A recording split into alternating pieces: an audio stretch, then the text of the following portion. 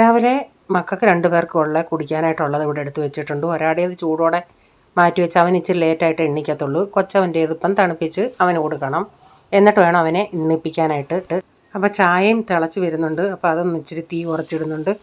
ഇന്ന് രാവിലെ ഇവർക്ക് ടിഫിൻ കൊടുക്കാനായിട്ട് മസാല ബ്രെഡാണ് ഉണ്ടാക്കുന്നത്. അതിൻ്റെ കൂടെ 1-2 ചപ്പാത്തി ഉണ്ട്, അതും ഇടുന്നുണ്ട്. ഇന്നാളിലും ഞാൻ കാണിച്ചത് ആ വീഡിയോ. കാരണം കഴിഞ്ഞ ദിവസം വലിയ ആൾ ടിഫിൻ കൊണ്ടുപോകണേ പിള്ളേർക്കെല്ലാം അത് ഇഷ്ടമായി, അതവർക്ക് തികഞ്ഞില്ല. അപ്പോൾ ഇന്ന് എൻ്റെ അടുത്ത് പറഞ്ഞു, മമ്മി എനിക്കിന്ന് ഇച്ചിരി കൂടുതൽ തന്നു വിടണേന്ന്. അപ്പോൾ ഞാൻ ഇന്ന് ചിന്തിച്ചെന്നാൽ ഒരു വലിയ ഉരുളിക്കകത്തങ്ങ് ഉണ്ടാക്കാമെന്ന്. ആദ്യം ഞാൻ സവാളയൊന്ന് വഴറ്റിയതിന് ശേഷം ഇതിലേക്ക് കുറച്ച് പച്ചക്കറികൾ, കാബേജ്, ക്യാരറ്റ്, ക്യാപ്സിക്കം, ഇതിൻ്റെ അകത്ത് ഒരു ഇച്ചിരി കോണൂടെ ചേർത്തിട്ടുണ്ട്. അപ്പോൾ കോൺ ഇടയ്ക്ക് കടിക്കുമ്പം നല്ലൊരു കിർക്കിറ് പോലെ തോന്നും.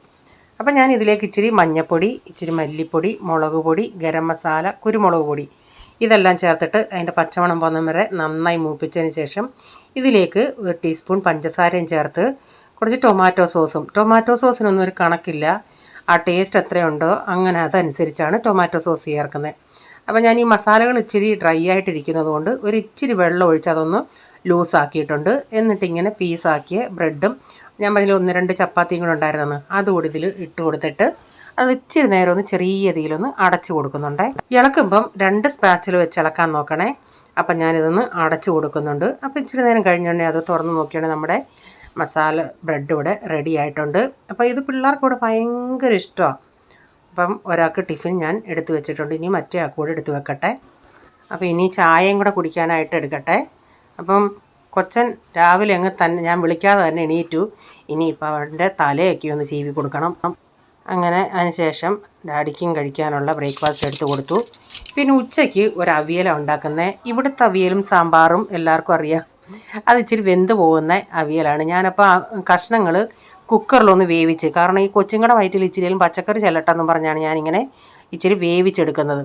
അപ്പോൾ ഇച്ചിരി കൂടുതലായിട്ട് കൊണ്ടിട്ടുണ്ട്. നാട്ടിൽ നിന്ന് കൊണ്ടുവന്ന് ഇച്ചിരി കാച്ചിലും ചെയ്യുമ്പോൾ ഉണ്ടായിരുന്നു, ലാസ്റ്റായിരുന്നു, അതൊക്കെ അരിഞ്ഞിട്ടിട്ടുണ്ട്. അപ്പം ഞാൻ അരപ്പൂടെ ചേർത്ത്, അവർക്ക് ഈ ചാറും കൂട്ടിയാണ് അവർ ചോറ് കഴിക്കുന്നത്, അതുകൊണ്ടാണ് ഞാൻ ഇച്ചിരി ചാറാക്കുന്നത്. അവിയലെന്ന് പറഞ്ഞാൽ നല്ല അരപ്പക്കം നല്ല പെരണ്ട് കുഴഞ്ഞിരിക്കുന്നതാണ് അവിയൽ.